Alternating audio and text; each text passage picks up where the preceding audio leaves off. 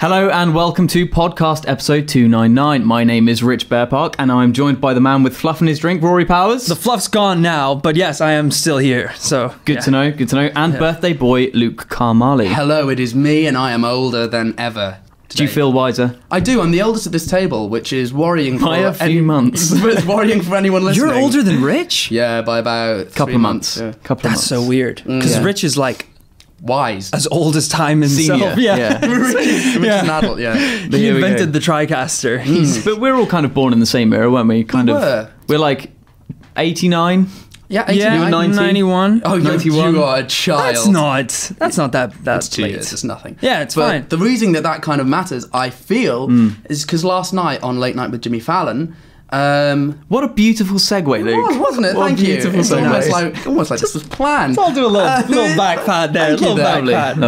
Late Night with Jimmy Fallon.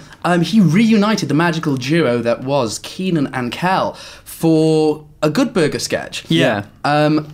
And I thought it was delightful. It's not really the kind of most well-known thing, though, is it? Like, Kenan and Kel were known for Kenan and Kel, not Good Burger. But the really. Good Burger film, because I never really realised that it started life as a kind of sketch on, their Nickelodeon show.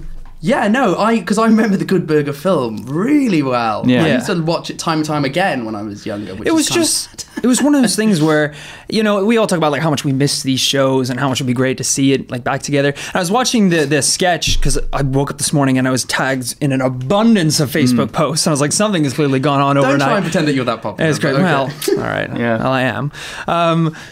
And it was one of those things, I was watching it and it was really cool seeing Kel again, like doing the welcome to Good Burger, home of the Good Burger. And then as soon as Kenan came in and they were having their back and forth, I was like, it just took me back so much. I was like, this is amazing to see them both on the big screen that there's always kind of so much hype for those kind of things, though, where you do want them to bring it back and it be as funny or as good as it kind of once was. And it kind of never is. Like, for me, I was kind of watching it and I was like, okay, I want to laugh, but I'm not actually finding any of this funny. So some of the jokes with Kel were a little bit dated, and you'd hear a line, and you're like, I know what's gonna, I know what the joke is gonna be.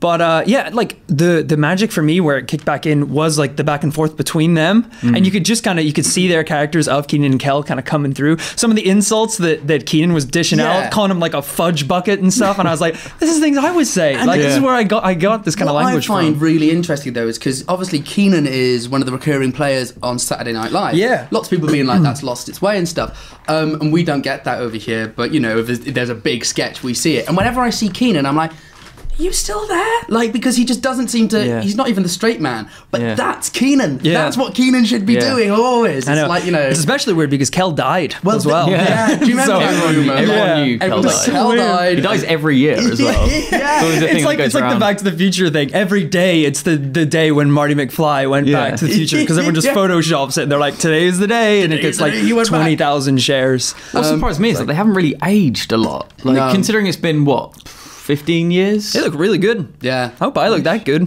When I come back for the IGN podcast reunion, when we're all don't look that good right now, Rory, so we're in trouble. But the reason we discussed this is because we thought we would get talking about our 90s memories, because we have a youthful panel this week. Not that it isn't usually, but it is a bit long. It's more youthful today. Yes. So we decided that as, panel, Chris has all his really, really good memories from the 80s and stuff. Alex from the 70s and You tempted to say something earlier. The 70s. I'm really hoping he doesn't listen to this. But basically, Alex has fond memories of the dinosaurs and not discovering fire. Those were the days. Inventing the wheel.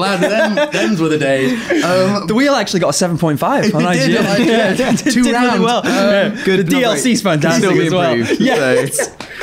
So not quite there. We were basically kind of thinking it would be good if we went back through the 90s and some of the 90s shows that we remember. So, Rich, do you want to start off with one of your favorites? Mine's actually Kenan and Kel is one of mine. It's one of my favourite kind of TV shows back when I used to be a huge fan of Nickelodeon, kind of just like, it's what I would put on when I got home from school. Oh, yeah. Kenan and Kel would always be on as well.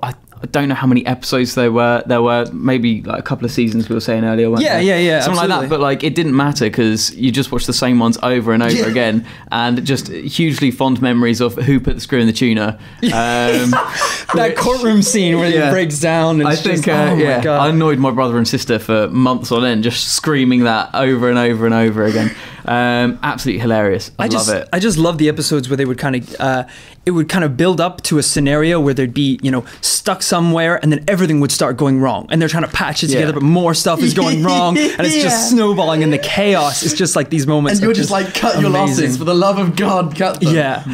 I was at the existential crisis of, is orange soda what we would call Fanta, or is it what we would call Tango? I always wanted orange soda because you couldn't get it in England. It was basically Fanta, but also was it Tango? Fanta. Because they're both things. Well, it's a sugary orange carbonated drink, I think, and that's as much as we know, and we'll never know. It probably doesn't. Does it even exist in America? These are some of life's big questions. Exactly. Me and my friends at university had a little saying, which was, if she doesn't know who loves orange soda, then she's too young for you. That's a phrase to live by. And that still holds up that today. Still does hold up, absolutely. That still hold up. Exactly. That's a very good phrase. I was scared when you started that.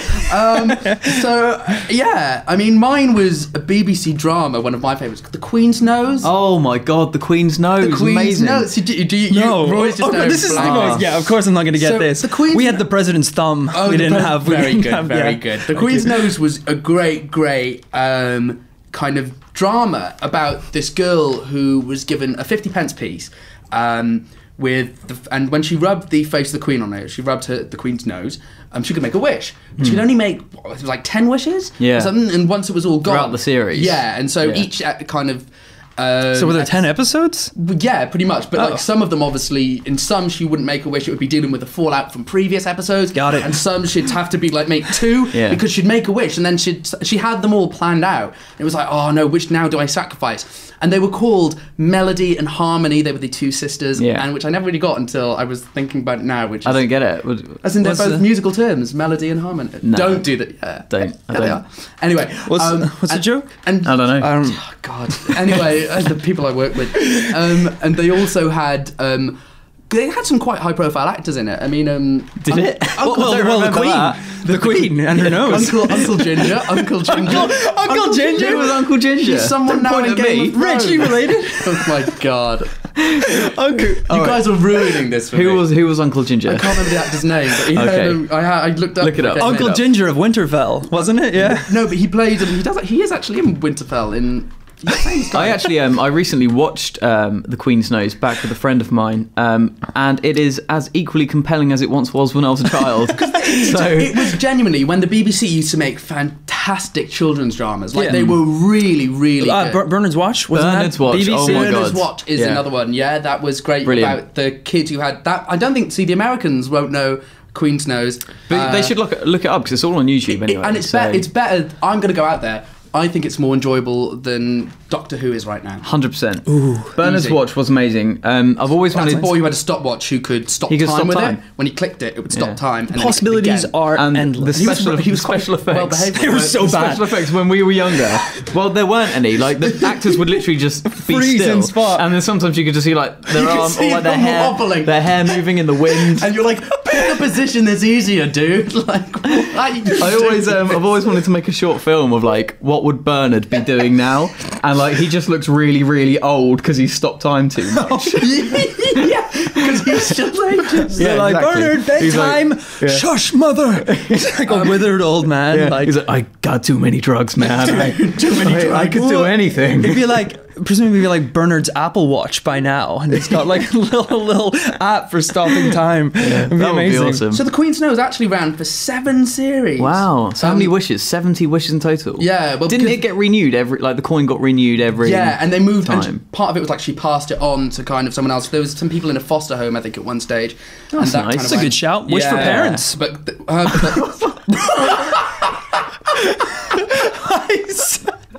why is that a bad thing? No, it means a good thing. Jesus, no. Moving on from Donald Sumpter. Donald Sumpter was. So you're telling me he's a famous actor? Yeah, apparently. You said it had some like good recognisable names in it. George Clooney or someone. Paula Wilcox is in it. Okay. Moving on, Rory, what's your... Yeah, let's bring it back. Let's pick a show that I think everyone from all countries can agree was incredible. Ed, and Eddie. Yes, amazing. I mean, so we're moving a little bit off of Nickelodeon and BBC. Now, this was on Cartoon Network. I was obsessed with the show when I was younger. I thought Ed was the funniest person in the world. Which Ed? Yeah, exactly. Nailed it. The cool one. The dumb one, I guess, is the best way to do it. The whole premise of this show was like three friends all trying to like have these get-rich-quick schemes to buy gobstoppers. Right. And so me and my friends, we used to watch the show so much. We used to make our own like get-rich quick schemes. How did that work out for you? We would like make lemonade stands and make like magic potions, which was just like chocolate sauce and milk, and we call it like delicious chocolate potions. And we would go around the neighborhood like door to door and like try and sell them to get money to buy gobstoppers. Yeah. I loved it, man. The show was like and how many gobstoppers were you able to actually buy with all your monies? I was very disappointed because time in mind, so things were cheaper then as well. So if it's a low number, this was when Freddos were 5p. Am I right? Back in the day. Back in the day. Well, so on a slow week, you would only be able to afford the small ones that were kind of like about the size of a 50p coin. Yeah. And sometimes there were cinnamon ones. Size they of were the Queen's awful. nose. Size of the Queen's nose, absolutely. But on a good day, you could get do you ever have the ones that are like the size of your fist? Yeah. And like you have to like lick them for at least a day to make on about now? Before you can push it in. Before you can push it in. Yeah. So that's it. Yeah, that's exactly what I said. I want to on.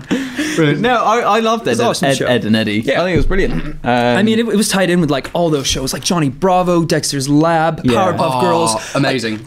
Like they would just roll into another, and you could just watch Cartoon Network for hours. It was so awesome. Really hooked you in, didn't it? That's the beauty of 24-hour programming. Absolutely brilliant. Another cartoon I actually loved, and this must have been because I looked at when this came out. It was actually like 1990, so the very, very start of the 90s and ran till 2006. This was Rugrats.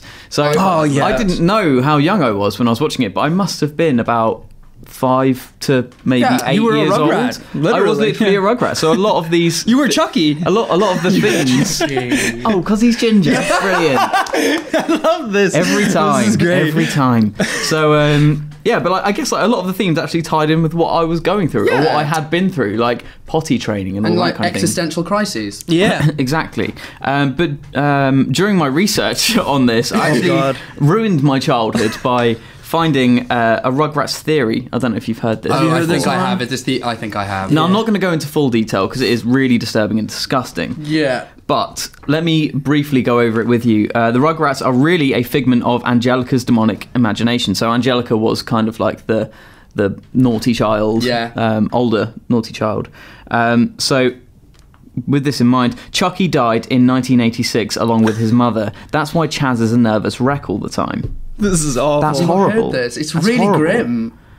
Tommy, obviously the main one, born in 1988, but was kind of dead on birth, which is why Stu, his dad, is constantly in the basement making toys for the son who never lived. It's really sad. It's so grim. I don't know who wrote this, but it's disgusting. And like, I think BuzzFeed at some stage covered it and kind of brought it to everyone's attention, and I was like, why would you do this? Like, there's Easter eggs, and then there's just awful. Well, speaking of that, so I went on BuzzFeed, and it was the whole kind of thing of 14 times Rugrats was way creepier than you remember. So this actually doesn't tie into the Rugrats theory, but in a way it kind of does. And number one is when Chucky sees that his father Chaz has been talking to a sock puppet named Socky for years because Chucky was never born. That was a genuine episode. That is awful. That's crazy. And it kind of makes you think, like, how did they get away with this? Like, who was commissioning this stuff? Because if you look at it, like, the people who make cartoons, they are hilarious people. Like, So they just want to come up with all these kind of crazy ideas and see what they can get past. the guys who censor it, I guess. Well, it's like one of the things I was talking about earlier was Invader Zim, which was a show I used to watch. Yeah, I remember. And I mean, I absolutely loved it. I thought it was like the writing was so funny and it was so unique at the time. And it did get canceled because one of the episodes was a little bit, I think there was a lot of blood in it or something like really awful. Yeah. And then going back, you're like, it's kind of like, as we were talking along the styles of those old kind of David Firth, like Salad Fingers kind of cartoons, where he lands on Earth and it's like all the houses are kind of twisted and the sky's purple and it's this weird kind of art. But at the time as a kid, you're like, this is so different. Like this is so cool. And does it say something about like the adult mind that we can't watch that and kind of see it in the same way that a child does? Like, is that a warped? Are we warped? Yeah. Or so the existential questions on the IGN UK podcast. There we go. Yeah. We are serious about this kind of stuff. Exactly. Luke, what are you going for? Now mine is it might be a bit controversial, and this might bring me in some hate. So during the 90s, there was a spin-off to Transformers called Beast Wars Transformers. Now, this was how I first learned about Transformers. So when everyone was like, Optimus Prime was a truck or whatever, I was like, no, he's a silverback gorilla. And that's you were true. that kid. Yeah, I'm like, guys, like, why are you trying to bullshit me? He's a silverback gorilla. And they're like, oh yeah, and Megatron's whatever this thing. I still don't know what Megatron bloody is. So look, all right. So and he's speaking as someone who's never watched Beast Wars, Transformers, yes. How do they transform if he's a gorilla? Is he a gorilla that turns into a truck, or is he a human that becomes a gorilla? He's a gorilla, and he'll say, Optimus, maximize, and then he'll go like, and like he'll turn into this robot, and like they'll have rocket launchers and stuff. A robot gorilla? So they'd landed on this planet basically, and the idea was they had to kind of find all these energy crystals. Of course, that's why I'm here. Yes, obviously, to rebuild their ship so they could go back to Cybertron. Yeah. And there were quite a few series, and I think in the later series they did get back to Cybertron, but they would find pods with like increased numbers of survivors, and then both sides would be trying to recruit them. I mean, then the Dinobots got involved at one stage. Of course. Dinosaurs, right, okay. But you had were they in your Beast Wars program? They were dinosaurs. They were dinosaurs, and then they'd say like, Dinobot terrorize, and terrorize would be the one that the bad guys say to turn into. It was my introduction to Transformers, and it's still, as far as I'm concerned, the best. And so did you ever watch Transformers after this, or was it? No, like it's always been something that I was, for the longest time, I would like when people would talk about Transformers, I was like, is this a later series that they're on about that I missed to do with a truck? What's happening here? Yeah. And then like as I got older and I realised, I was like, oh, that sounds no fun at all. Like, where are the white tigers? Like, where are the like black Arachnia? Where's she? I can't believe Waspinator. Like, what's that about? I can't believe Optimus Prime was a gorilla as well. I thought he would be. Yeah. Well, he was a gorilla because I don't know. I guess kind of Is that the most commanding of the animal kingdom? A gorilla? Well, it can't be like a lion. But it was kind of quite nice because he then had the ability to use he had opposable thumbs, whereas a lot of them did it. And well, there you go. Maybe he should have been the most dangerous animal of all. Human. Exactly. But it's quite interesting because a lot of them, like they couldn't stay in their robot forms for too long because the energy crystals like damaged them, so they had to go back to their beast forms. There was some really good. It was really good, but you did have people like Starscream and stuff like that. What was Starscream? He was a spider, ghost wasp. Right, of course. That was my second guess. Yeah, ghost wasp. Is that is actually a terrifying concept? I hate wasps. Is that the breed of a wasp or the ghost of a wasp? The ghost of a wasp. That's what I'm thinking. An actual ghost of a wasp. Yeah. The more I look through these, the more there was a lot of them. At some stage, they did go back to Cybertron, and it did lose its way a bit then. But when they won the planet in the earlier one, don't you laugh at me? The plot really fell apart when they went back to Cybertron. It was an immaculate show. So it's safe to say you were very disappointed when Transformers the film actually came out. Oh yeah, and and I was like, Bumblebee, yes, no, I can get on board with this. This is what I'm. And then I was like, hey, why is he not a bee? What was Bumblebee? Was Bumblebee actually a bee? Bumblebee wasn't in it, but we did have Waspinator. But Waspinator was bad. Waspinator. That's ridiculous. Brilliant. That would have been the ultimate troll if Bumblebee was like frog or something. Like Bumblebee, transform. Yeah, it is a kids show. I mean, I really don't think we could have grasped that level. Okay, yeah. Well, my next one. Don't, Rory. I've picked Dragon Ball Z, but I'm going to use that as kind of an umbrella show. Okay, so that's like, along with these ones, I used to watch a lot of stuff on there was a channel called Toonami when I was growing up. They showed a lot of these shows. Yeah.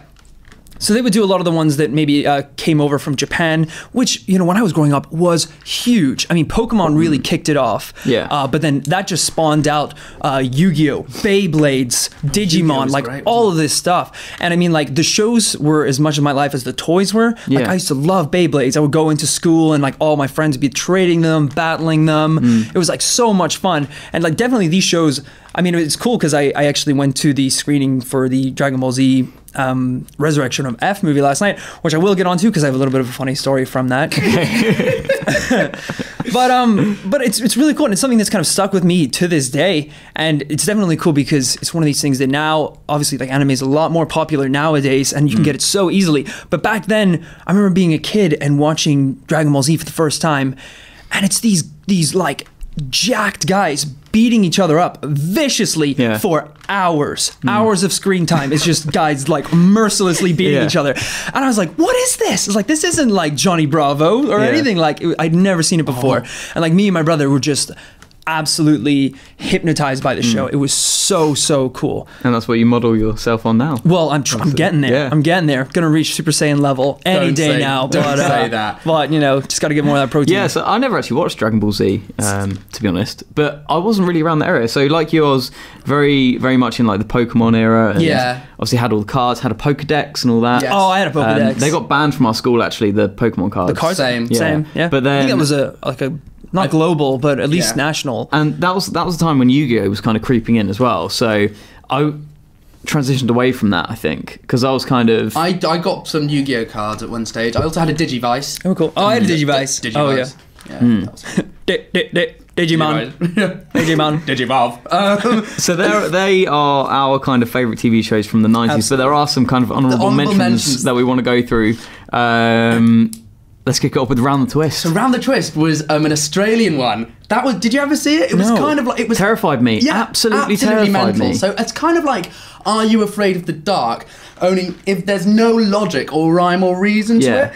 And they're all Australian. That's kind of terrifying because I didn't realise. Are You Afraid of the Dark was the scarier Goosebumps. It was. So is this the scarier Are You Afraid of the Dark? Well, some of it was fine, but it was a bit sinister. It was a bit of a pick and mix, wasn't it? Because you never knew what you were going to get. You never knew what episode you were going to get. You didn't know whether it was going to be like a nice happy episode or whether it was going to actually scar you for life. Yeah, and it was awful because you really couldn't tell until that moment where it flipped, and it was Australian as well. And I just think they kind of were very much like, oh, you know what? If it doesn't kill him, it'll make him stronger. And you were just like, right, okay. There was one specific episode which I absolutely hated, and it was where it was a face in the water. I don't know if you remember this, and I've tried to find this, and I'm kind of worried that it's been a figment of my imagination because this is one of these like creepy pastas of like a show that you saw that no one else saw. Honestly, but like that actually terrified me, and I used to be scared of turning on the tap in my house because I thought I would see a face in the water, and no one wants to see a face in the water. No one does want to see that. I can't think of anything worse. So absolutely terrifying. We also all liked Sabrina. I mean, Sabrina needs no introduction really. So we'll do that. I've talked at length about my love for Buffy before. If you haven't seen it, you should. Talk about Bernard's Watch. Art Attack was just want to mention Art Attack for anyone who hasn't seen it in other countries. It's weird. There's this guy called Neil Buchanan who would always... Did you know he died? No! Yeah. Oh, well, this podcast is now in tribute to Neil Buchanan. Yeah, died of an heart attack. Oh, shut up. Oh, my God. That is rich. That is disastrous. So anyway, he basically he'd make these big drawings and stuff. Big art attacks. Big art attacks. It wasn't really worth anything, but he would always be like, you can do this at home. Just take these 7 rubber tyres that you'll have lying around. And it's like, I don't have any of this stuff, Neil. It wasn't good lessons for kids. Take all the bags of salt from your mother's cupboards and pour them on the floor and follow me. And then he would do all these crazy things. And then pour them down your throat. It was awful. So, a good fact about Neil Buchanan, he actually failed art college. There you go. Yeah. I'm waiting. So I'm glad. No, that's just a fact. That is just a fact. So good job he got his own art special on ITV, which ran for about 10 years. Just proves never give up, kids. Tots TV, which was something I watched when I was little, to do with little puppets. There was a red-headed one, a green-headed one, and a blue one. Anyone else see that? No. Right, that's terrifying. Rosie and Jim, they had a barge. Yeah, brilliant. Remember Rosie and Jim? Genie from Down Under, I also like. That was another Australian one. Did you see that? I didn't know. There were basically these two Australians, Australian genies in this opal that was inherited by a 13-year-old British schoolgirl, or English, who was very like, yes, whose surname was like Smith, but she demanded it was pronounced Smythe. I know people like that. Yeah, and basically it was, the whole thing was they were wanting her to wish them free.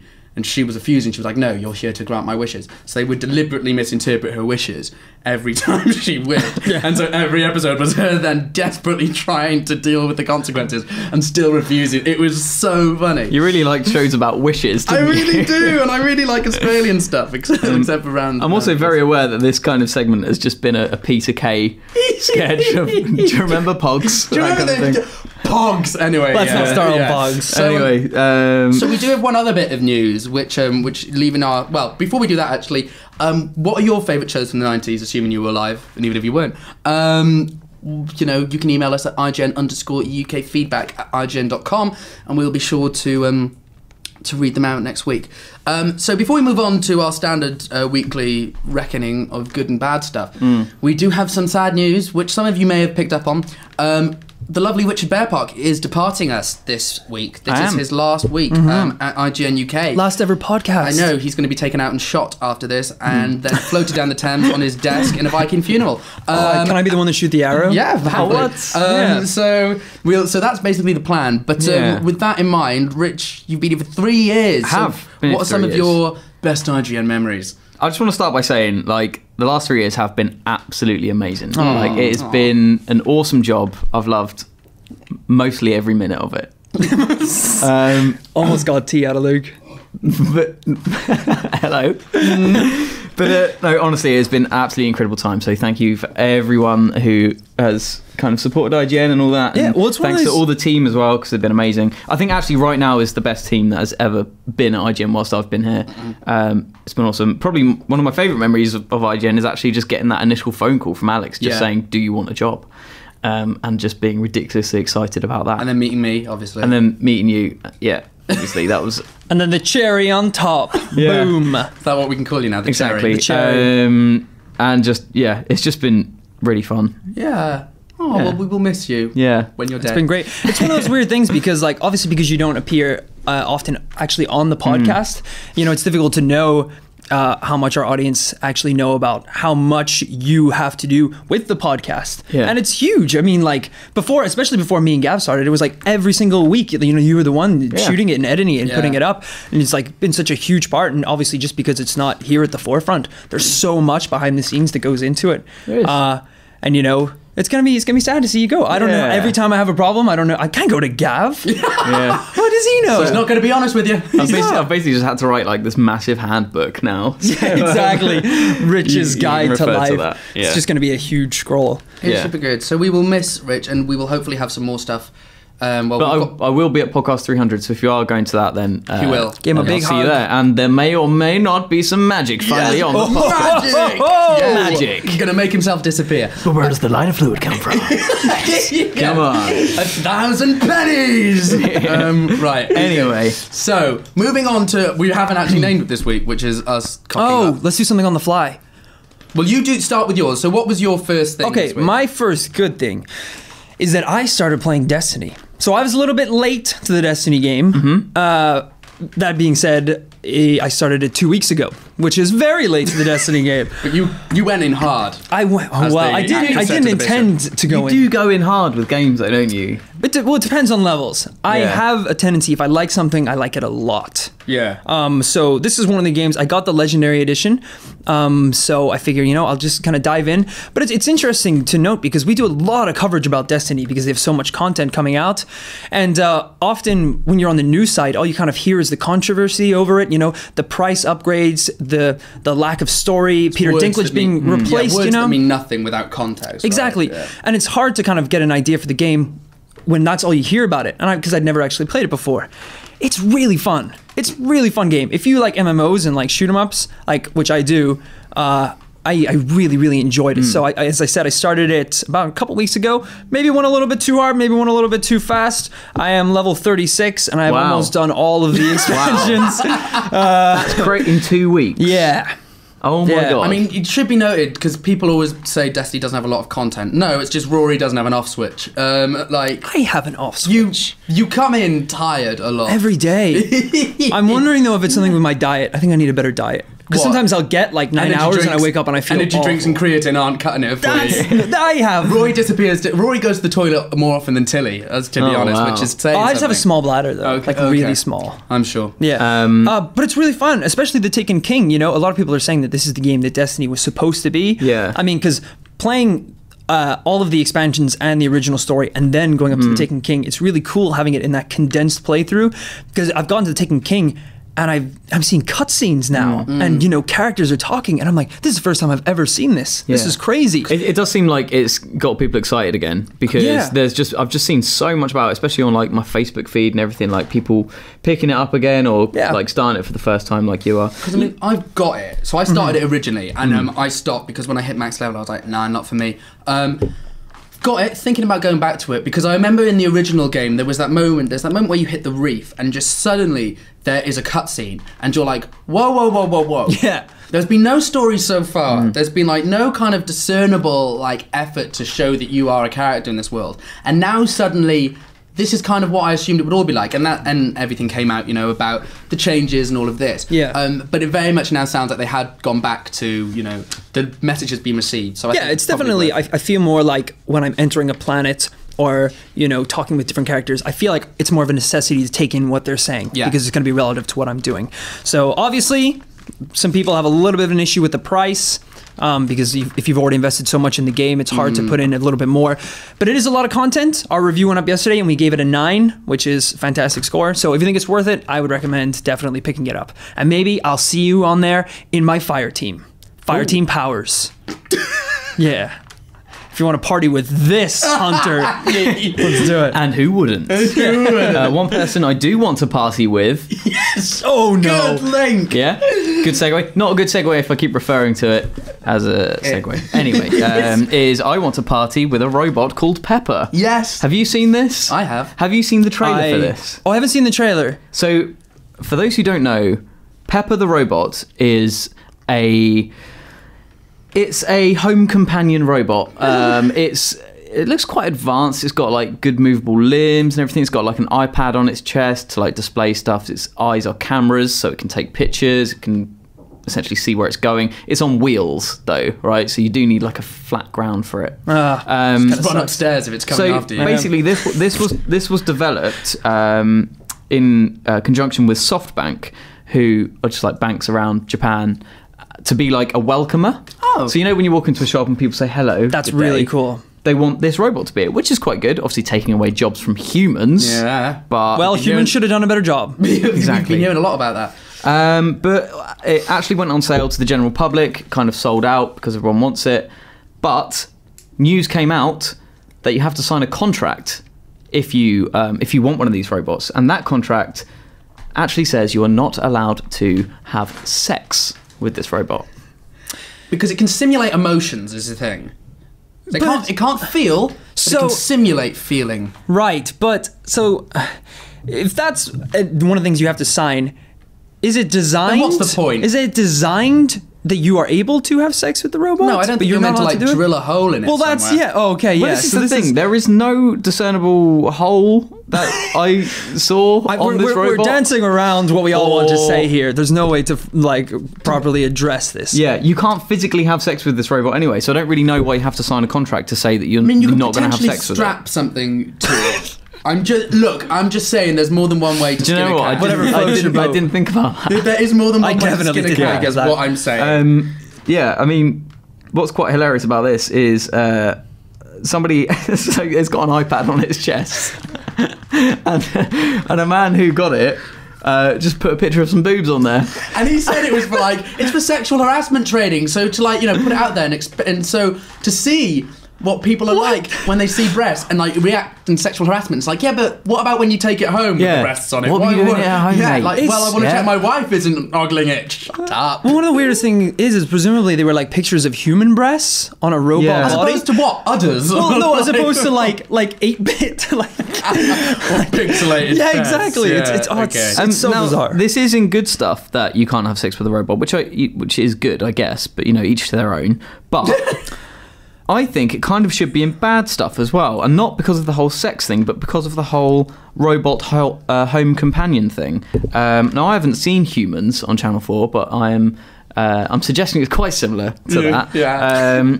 But watching the trailer, I realised if you recut it, like The Shining was recut to be made like a happy film. If you recut this trailer and just put some like creepy music behind it, it is terrifying. Really? There's a part in the trailer where it says, "Let's play a game. Let's see who can hold their breath the longest. I'm a robot, so I'll win." So it's like, I'm going to play this game until you die. That is basically. amazing. And there's another shot where it's just sitting over a baby, just like watching it sleeping. It's like, okay, that could be used as a good baby monitor, but also, if that robot goes rogue, that's crazy. Yeah, I'm scared of that. I don't like this at all. Yeah. I love it. Would you get a Pepper? Would you get Absolutely. a Pepper robot? Dude, I'm in this mindset right now. I'm totally embracing all technology. I'm so ready for VR. I'm so ready for robot friends. I'm so excited for the future. I mean, robot friends would be less effort than real friends. I'm just saying that. Yeah, That's dude, it'd be true. amazing. Real friends are effort. Yeah. Let's be honest. It's one thing to have I think it's a little bit dangerous when you go into the whole thing of like robot companions. But if I could go home and I'm like, Pepper, can you cook dinner? Because I'm going to go have a shower. That would be amazing. Yeah. That would be freaking amazing. Well, why don't it burn your house down then? Well, I give him a little smack on the wrist. I assume it's like a dog. You make him smell it, and then you won't do it again. Smell the burnt chicken. Chicken. And he's like, "No, Rory, I am sorry." And I'm like, "Learn your lesson, Pepper. Stop trying to have sex with me, Rory."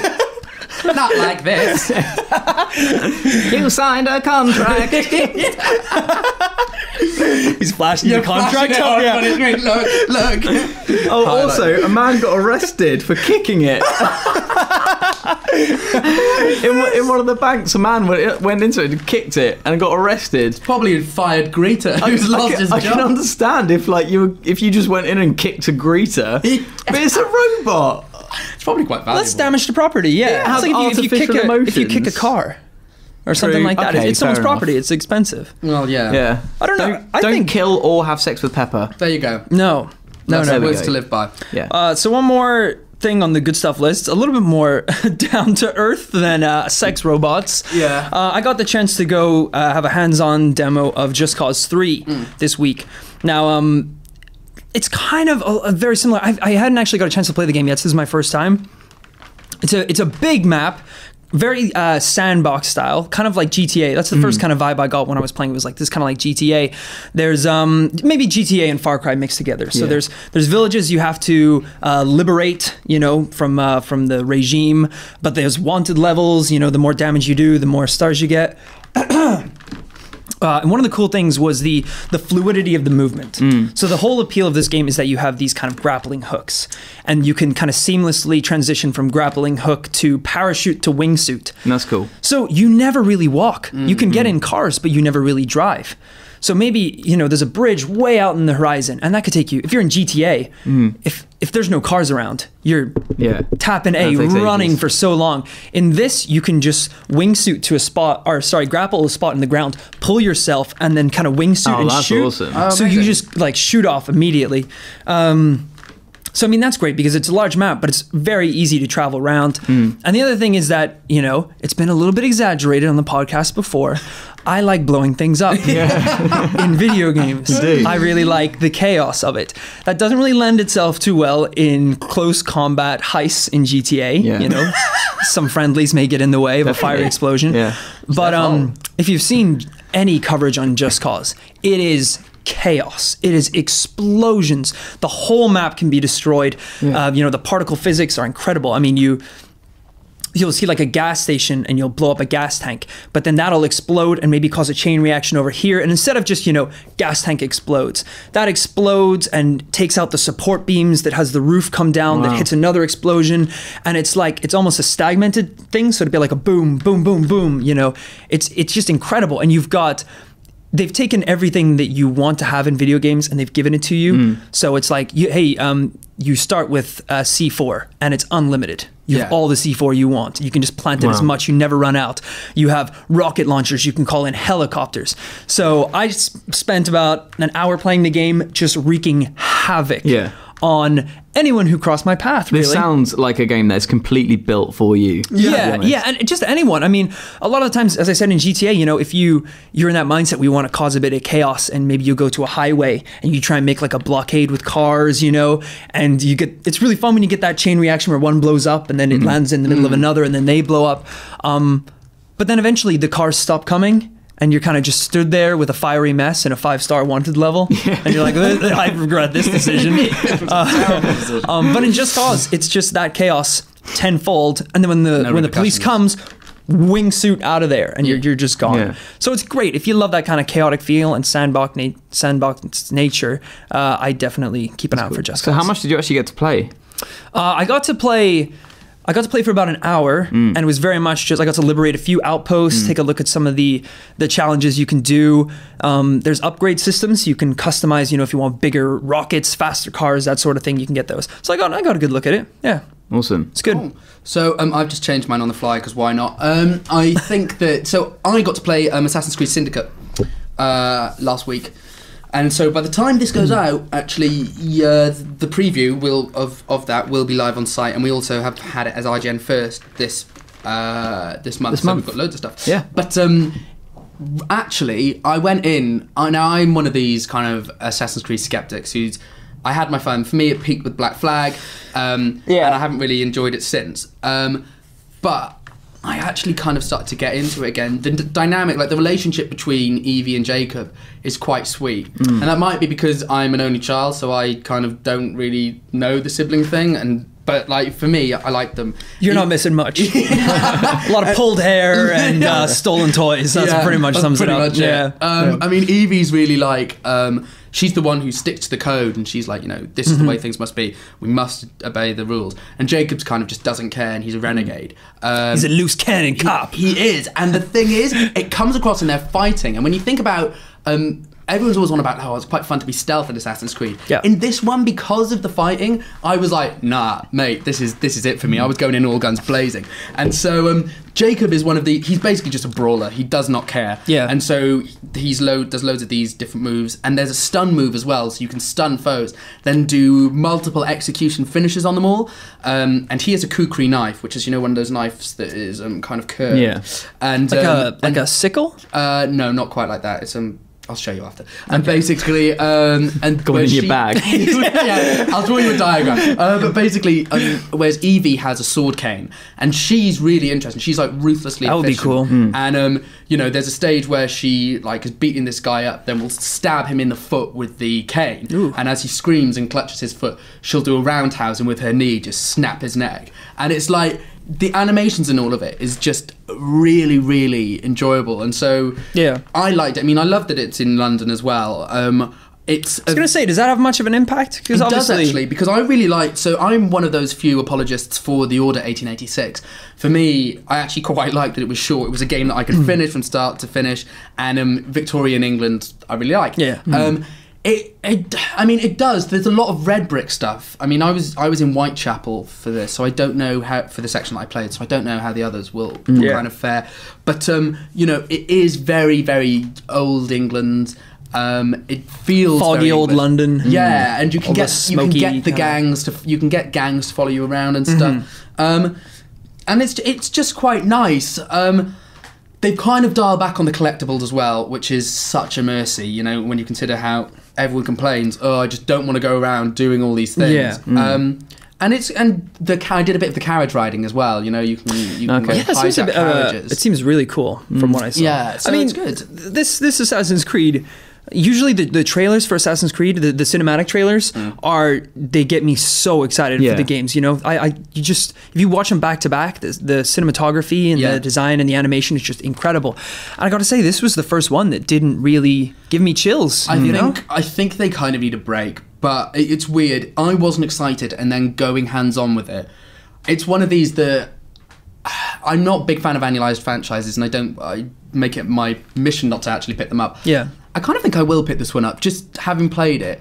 I just quite like the banter between them. Mm-hmm. I think there was a really funny thing where, like, you know, Jacob keeps wanting to call his group of this gang that he's going to liberate and found, he's going to call them the Rooks, and Evie's like, we are not going to take down the Templars with a gang that you've made called the Bloody Rooks. And like they're just having this massive argument. I like the Rooks, but it's like siblings squabbling, and they're just kind of going at each other, and it's just like stupid. It's kind of a nice new dynamic to it, isn't it? That you get to kind of play as two different people. And so did you play as Evie a lot then, or? Yeah, so the way it works is you can actually, there's some missions where you have to stick as one, but you can otherwise on the fly switch between them. And Evie naturally starts out with more skills in stealth, and Jacob starts with more in strength. Strength. Having said that, when you earn points for one, you earn it for the other as well, and then you're free to customize as you choose. So the first thing I did was basically slam all the points I got into Evie's strength, and into her fighting style, because I just wanted to see, was she going to be a glass cannon, or how is that going to work?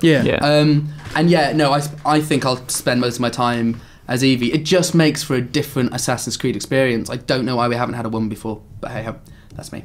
Hey, it's happened now. So it has. There we go. Awesome. Yeah.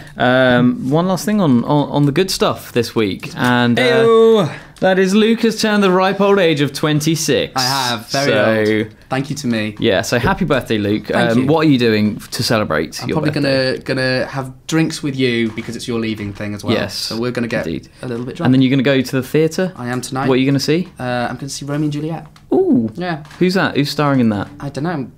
Oh.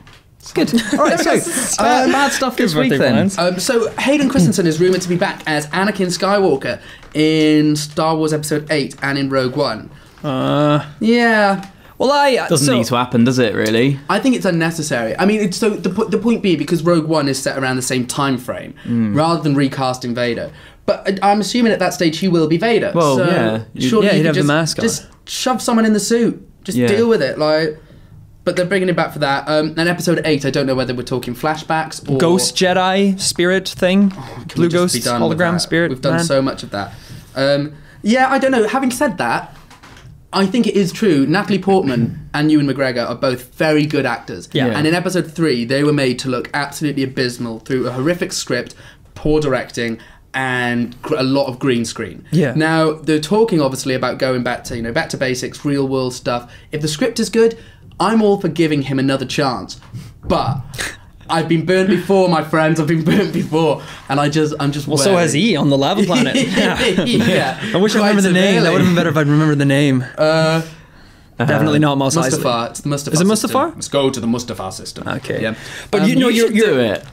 You should be in it. Thank you. But no, I completely agree. I mean, some of the writing for these sequels was... I always joke with my brother, because my brother's one of these weird people who likes the sequels better than the prequels. What? I know. The prequels better than the prequels better than sequels is what I meant to say. Yeah. And I always joke with him. There's one line that Hayden Christensen does. It's so bad, where it's just the worst, like, character explanation. You know, you can have like a character and it's like what they think is the right thing, you know? And there's such like cool, like really nice, discreet ways to do that. And there's just one line that he has where he just goes, "From my perspective, the Jedi are evil." And it's so on the nose, and like you're literally just like reading a character description. It's like, oh my god, it's so well, then you bad. really are lost. Yeah. Although, what, you underestimate my power is going to be one of the greatest lines. So good, mate. Don't do it, Anakin. I have the high ground. It's like.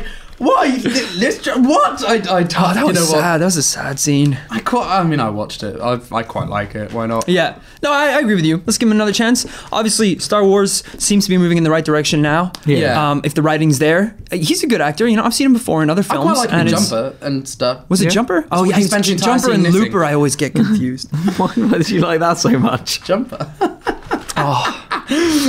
Jumper had a really funny end scene where I won't go into spoilers, but someone... Oh, you can go into spoilers for Jumper. Jumper, okay. Someone gets jumped to a very obscure location. It's like the middle of the desert. and then the end scene is just like him walking out onto a cliff and the camera zooming out to show how like alone he is in the middle of nowhere. And it kind of goes out like for like 5 seconds and you're like, oh man, he's in the desert, that's crazy. And then it goes out even further and you're like, we're doing this? Like he's in an even bigger desert. Like 10 seconds later into this expansion, it's like, so he's on Earth. Like we get it, he's very alone. It's just kept on going. It was ridiculous. It was so funny. It was an alright movie though. So the next crappy thing we've got this week is the rumours of Konami stopping AAA development. I haven't seen this. Right, so the rumour is Konami stopped AAA development, except for PES. So next up on the list. I'm kind of torn about this, because on the one hand, this means no more Silent Hill, no more Metal Gear. But on the other hand, no more Metal, because they said they were going to continue Metal Gear. So this isn't. I don't believe this for a second. That means we're going to get like Metal Gear coin games. Well, I don't believe this for a second is one thing, but we had to report it. Yada yada yada. But I don't believe it. But because it directly contravenes them saying we will continue the Metal Gear saga under like other people's new games in the series. But similarly, 5 very much feels like a nice high point for the series to end. Yeah, ends without Kojima, or ends with Kojima's kind of, that's his finishing. And people won't want it without Kojima, will they? So part of me is like, this is a good ending. But having said that, I don't know. It just seems a bit sad. It seems a sad way for Konami to go out. But maybe they're just kind of cutting their losses, taking their toys and going home at this stage. Yeah, it's all been a bit bleak news from them recently. I don't know if we're going to get anything better. I know. Yeah. Right, so it's better to go out on a high, isn't it, I think? Yeah. So. Yeah. So what's your hilarious... Yeah, I'm excited to hear this. I haven't heard this yet. So, as I said, I was at a screening last night for the Dragon Ball Z movie, and I went to the cinema where it was being shown. I mean, we've been to press screenings before, so went to the cinema, saw a little a desk for, guest tickets, sign in. So I went over and there were 2 guys at the desk, and I was like, Roy Powers, gave him my name. One of the guys handed me the ticket, and I was kind of talking with him, and I could see the other guy kind of going down the list looking for my name. It's always so awkward. And he was like, I can't, what's your second name? I can't find it. And I was like, Powers? But he'd already given me the ticket by then. So, and he was like... Also, it sounds like a fake name. Yeah. It does sound like a fake name, doesn't it? Powers, Jeremy Smith. How'd you know Jeremy Smith? So he... Peter Griffin. Damn it. So here's me standing for like another minute and a half as he scans this list like over again. And he's like, I'm really sorry. I don't think you're on the list. And then I was like, I don't know what to do. I'm supposed to be here. Yeah. And he was like, okay. So I saw him doing some kind of math in his head. And then he was like... You saw him doing math in his head? He was like... You can see the cards. That is my gift. That's your power. It's the worst power ever. And then he was like, okay, we can work around this. It's fine. So it's like, it made it seem like it was a huge inconvenience. Yeah. Wrote my name at the bottom of the list and like highlighted it in marker like in front of me. And he's like, here's your ticket. Like just enjoy the screening. And I was like, all right, fine. Like, God, that was so awkward and awful. So then I was like, I have no idea what that was about. Went up the stairs and then saw the sign in for the movie that I was going to. It was the wrong movie. Oh no! It was the wrong film. Rory. They'd given me a ticket to the wrong. What film did you have? I don't remember the name. It was something in Spanish. I was like, oh God! I've got someone's ticket now. Dragon Ball Z has really changed. This is not like I remember it. What's the reason to be Spanish? Yeah. ¿Dónde está tu biblioteca? And I'm like, I thought this was Japanese. Oh my God. So that was awkward as hell. Were you in the wrong cinema? No, it was the right cinema. There were 2 different screenings. You can understand my confusion. Yeah, it was just the first that makes desk. sense. Yeah, exactly. But I don't think anybody else would have done that. Yeah, I'm pretty sure most of them would have looked at the front of the desk where it said what the film was. So which did you go and see in the end? I went to see the Dragon Ball Z movie. I didn't go see the Spanish, whatever it was. I'm sure it was fantastic. Did you go back and explain? Or? Of course not. Oh. I still have the ticket in my jacket. I love that. It's terrifying. So hopefully we don't get an email asking where our review is. Yeah. So that's good. So yeah, the last bad thing this week for me is the PlayStation VR pricing, which was announced as part of the Tokyo Game Show announcements. There were a lot of Tokyo Game Show stuff, most of which was good.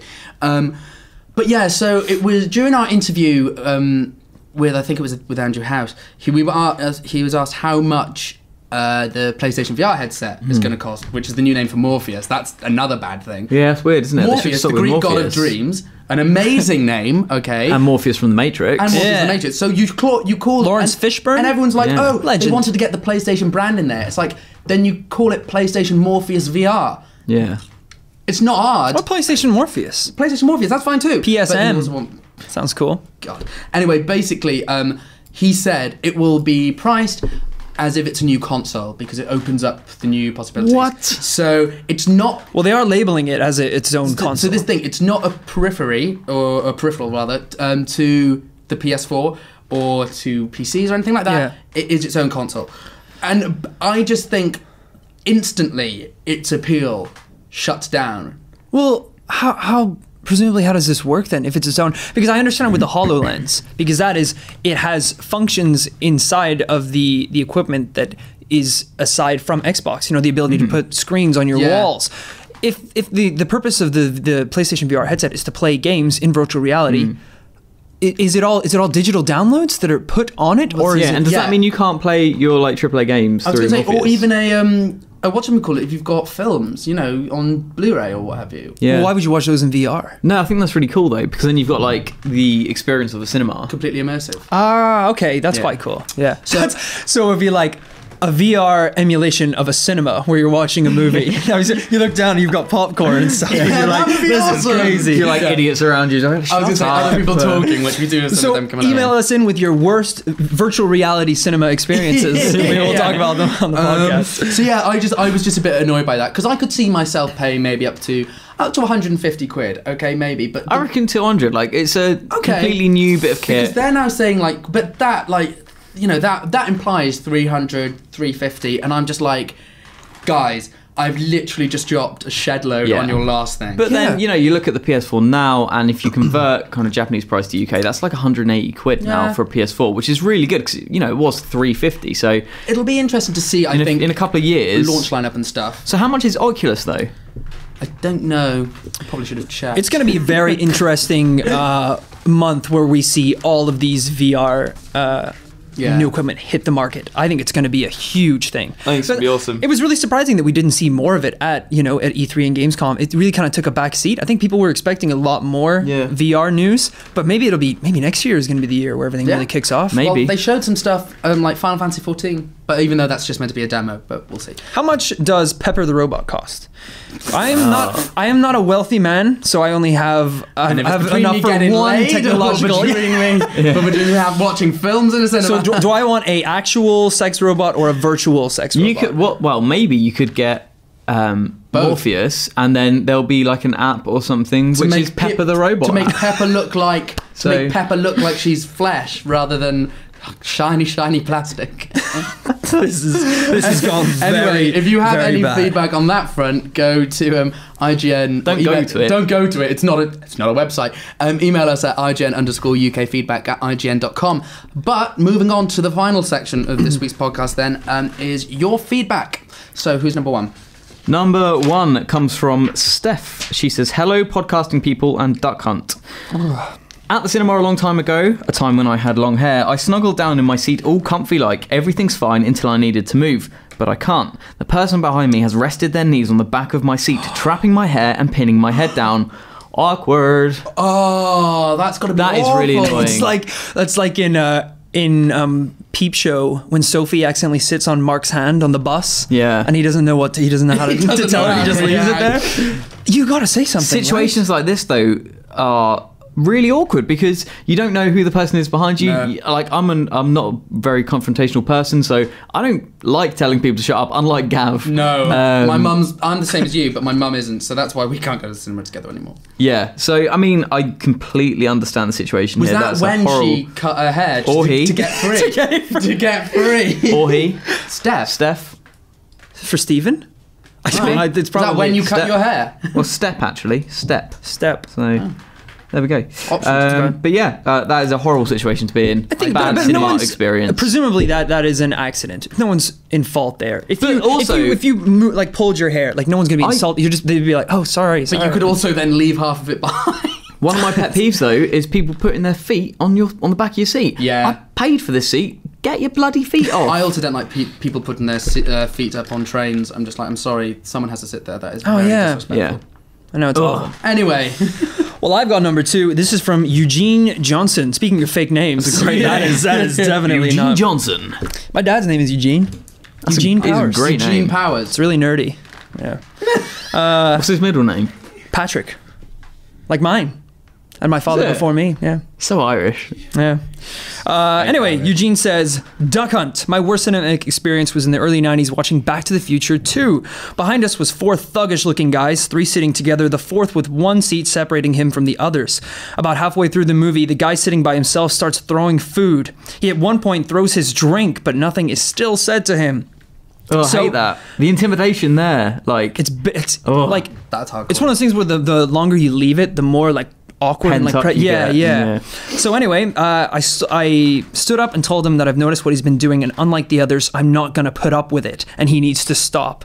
I thought this was kind of funny because he's watching Back to the Future 2, and this is such a George McFly moment where he like would grab the drink and like, get your hands off of her, and soccer, like sock the guy, sock. I assume this is sock him. Yes, you just sock say him, that. Sock him. It's old school talk. Because I assume this is Biff in the cinema who's with all his. It was actually a immersive experience, wasn't it? He was at Secret Cinema and he didn't know when he accidentally beat up an actor. Anyway, he said he's not going to put up with it. Sure enough, about 5 minutes later, he smacks me in the back of the head. I got up, jumped into his row, punched him in the stomach, and again in the head. Oh. A few minutes later, the ushers came in and escorted him out of the cinema. That's brilliant. Good lad. Well done. That. Well done, Eugene. Standing up for yourself. I like that. Yeah. Although, don't condone violence, obviously. No, obviously. So, the legendary Sergeant Wattaz makes a triumphant return to the IGN UK podcast feedback mailbag to say, Duck Hunt, my personal worst experience in the cinema was while watching the film Ted 2. This was because every time a joke was told, a person behind me would say, that's quite funny, that. Making the whole film an annoyance. It's like in that Scrubs episode, you know, when JD's girlfriend, when Mandy Moore was being like, that's so funny. That's so funny. If it's funny, laugh. Okay, you don't need to say, that's quite funny. Yeah, I see what they did there. I went to go see The Play That Goes Wrong on the weekend. I don't know if you've heard of that. It's okay. It's very slapstick, but like everyone in the audience loved it. It was like the funniest thing they'd ever seen in their lives. Have you seen Noises Off? No. Noises But Off. like, this guy came and sat next to me, and he was a leg hugger. So you know what I mean by that, where he basically just puts his leg onto your leg. Even like the seats are quite small. I understand that. I've never heard that phrase before. But it's like that. I assume he's like a koala bear. I thought he like entwined you in his thigh. I was like, he straddled you. Yeah, like enjoying the show. You know when like you're sitting down and someone sits next to you and you've kind of like got to jostle for the armrest. Yeah. Oh yeah. Oh, that really aggravates me. Anyway, so I instantly knew that this guy was an arse. Yeah. So stuff starts happening. So basically, with this play, stuff starts happening as the audience are coming in. So there's like an audience member on stage trying to put up a shelf. Like one of the actors is like trying to put up the shelf with this audience member, and it keeps falling down. Like a door keeps opening. Classic. And this guy next to me would comment on every single little thing. So he was like, "That shelf's gonna fall down. That shelf's gonna fall down. It's gonna fall down." And when it fell down, I was like, "Oh, I told you." Like, yeah. Oh my god. And he's like, "That door's gonna open in a minute. Door's gonna open again." When he walks away, door's gonna open. Door open. He's like, door opened. It's like, I just know you as well. This is just awful. This is your nightmare. Yeah, he was a nightmare, and I hated him. So I completely, I completely understand this pain. I can relate to that. Yeah, it's not good. It actually ruins your experience. I've said it before. Like, I think it was the week that we started talking about this. I just don't go to the cinema anymore because hell is other people. Yeah, I hate other people, like with a fiery passion. Yeah. Human beings are a disease. Okay, I agree. Let's just make that Let's clear. move on to something a bit nicer. So that's all the cinema experiences. Yeah, we're done. But if you have more, because we do like them, then write it. I know you wanted to say it. I'm going to say it. You can say it. Go on. Email us at IGN_UKfeedback@IGN.com. Nailed it. Do you think you'll ever say that again? I'm just going to keep doing it in my bedroom. So. Look yourself in the mirror like taxi drivers. Coffin. It's actually my safe word. So. Next bit of feedback. Duck Hunt IGN UK crew. With it being Bill Murray's 65th birthday this week, I was wondering which comedic film actor or actress is your favourite, along with your all-time favourite comedy film. Ooh. This is a good one. I know I haven't given you guys a heads up. I've got mine already. Oh, you got it? I have mine already, yes. My absolute favorite comedic actor is Leslie Nielsen. I absolutely admired him from the youngest. As soon as I saw, Naked Gun films, they were just the most incredible films I'd ever seen. And he was just always so funny. And it was quite sad because when I was growing up, I used to love all these comedy films and I wanted to write comedy films when I grew up. And my dream, I told my dad as well, I was like, I'm going to make a movie with Leslie Nielsen in it. He died. So that didn't work out quite as I had planned. No. But definitely Leslie Nielsen. He's such a funny guy. It's really funny. I actually went to the extent to read his autobiography. Yeah. Went to the extent to read the book. It's a stretch. I had to order it on Amazon. It was like a 3-day delivery thing. It cost money. It was sounds awful. Nightmare. Don't do that. But the really funny and unique thing about his autobiography is that it is almost entirely fictional. Really? Yeah, it is completely. He's like, it's so funny because it talks about him kind of growing up and as an actor and getting all these roles. They're roles in films that he's not in. And he's like, I got the lead role in this film. And it's like, no, you didn't. But he's like, it's like all these hilarious jokes. That's amazing. And it's just, he talks about this like dark time in his life where, in autobiographies, they talk about drug addiction or alcohol. Well, he talks about a dark time in his life where he got into bad puns. And he said it like ruined his career. So he would like... And he just was making bad puns all the time, so no one would take him seriously.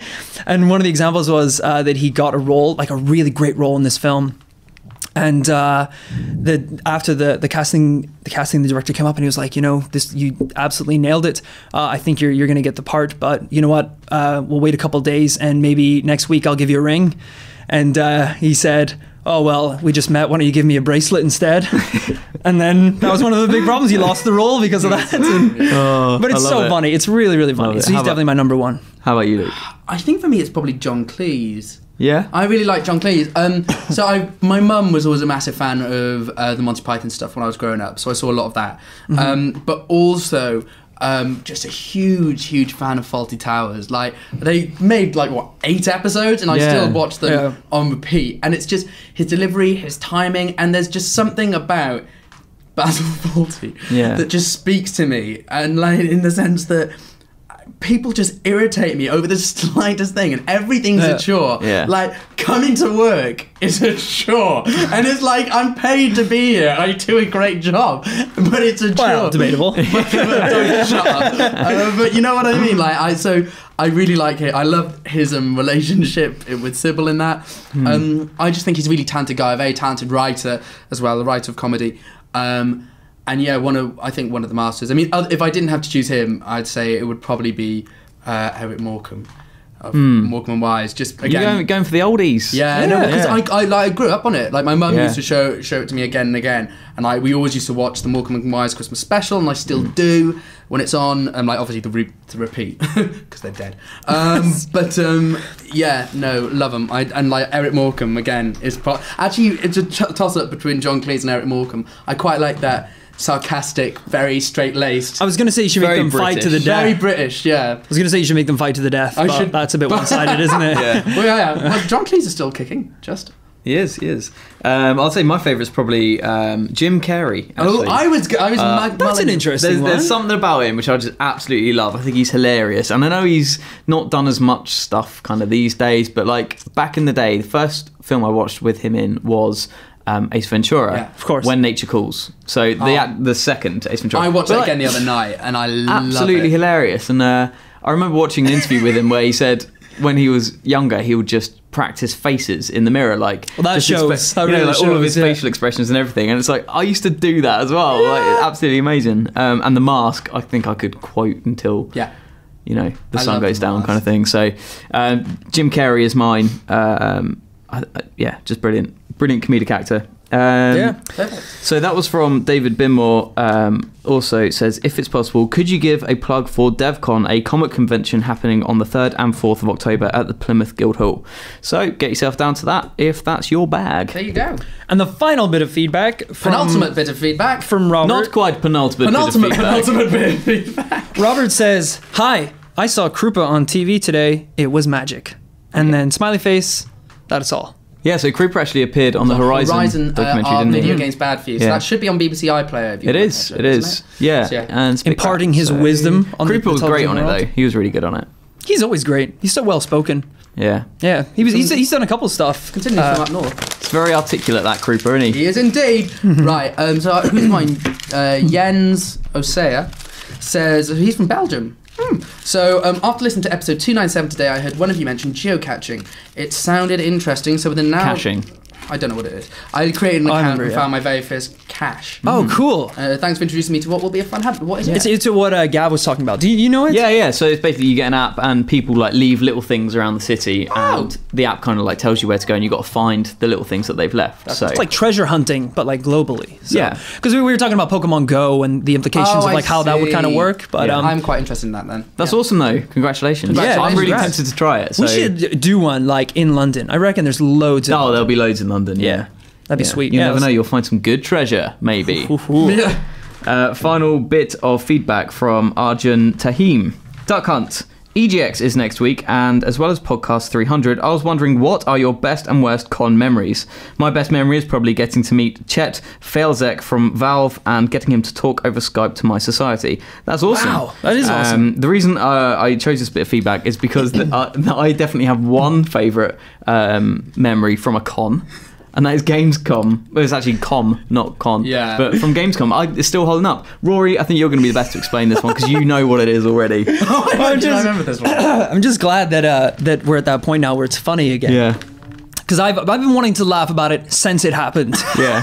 But I've just been waiting for the perfect time. I did laugh about it when it happened, but I'm a dick. So this was when we were over at Gamescom in Germany. After a very hard day's work, we were out at a lovely seaside restaurant that took them about an hour and a half to serve our food because they forgot about it. The food was delicious when it came. But one of the hilarious things that happened was that they brought out this huge tray of very large German beers, and the waiter, whilst taking drinks off of that tray, managed to spill the entire thing over Rich in a glorious waterfall. And there were about 12 of them on this tray. Like there were a lot of us eating there. You were obliterated. I was drenched. I'm actually wearing the shirt today. And you can still smell some hops. Yeah. Should have washed it. It's been a couple of months. But it was just insult to injury. It's like, hi folks, sorry, didn't actually place your order, so it's going to be another half an hour. Here's your booze. Uh-oh. All over.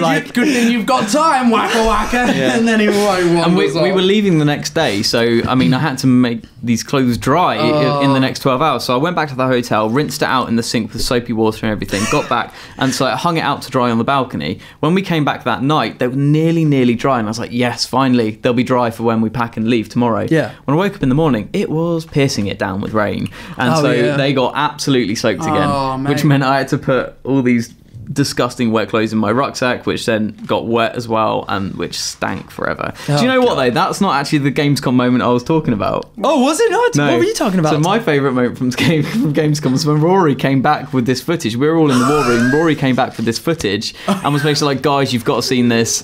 I've just seen Green Goblin have a fight with Spider-Man. And I think the only real way to explain it is this was not set up at all. Rory was filming, Rory was getting people, footage of people doing cosplay basically. So he saw Spider-Man, was like, Spider-Man, can you do some poses for us for the camera? Rory was on his own at this point as well. And then suddenly, just out of nowhere, unscripted, the Green Goblin, or this guy in the worst Green Goblin cosplay, comes out of absolutely no. just falls out of nowhere. We'll try to remember to embed this in the story. Spider-Man's really getting. I think we've talked about it on the podcast before. I can never talk about it enough though, because Spider-Man's really getting into it and doing all these cool moves. And then, like, I was doing all these cool zooms, making it look great, and then you just hear. And we do this like office style crash zoom over to this hobgoblin just standing here and it's like, Spider-Man! It's all in German as well. So it's like, you're here for Gamescom. And then it's like, because it's not choreographed, it's the most like awkward. They have trying to have a fight as well. It's so funny. Just, it's literal car crash television. But anyway, I think it is worth it. If you haven't seen it, here it is right now.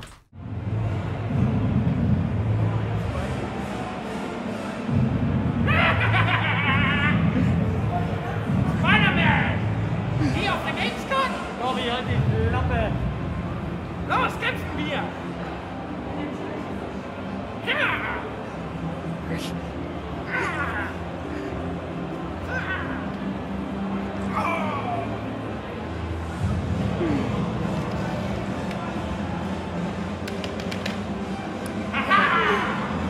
And so there we have it. I think that is probably a perfect way to end IGN UK Podcast 299. And a perfect way to end Rich's adventure with the IGN crew. And it has been an adventure, so thank you all for crazy times. Awesome time. Thank you for being a part of it. And hopefully the quality will continue to... This is where we cut together like a montage of all these memories. I know. That's not happening. It's going to be so sweet. So cheers, guys. If you have any feedback or any messages, last messages for Rich, feel free to send them in at IGN_UK feedback at IGN.com. Mm-hmm. I won't actually get them because my email's going to be deactivated. No, so we'll email you that we'll let him know about the crap ones. So I think that's everything. So other than that, we will see you same time, same place next week. Bye-bye. See you later.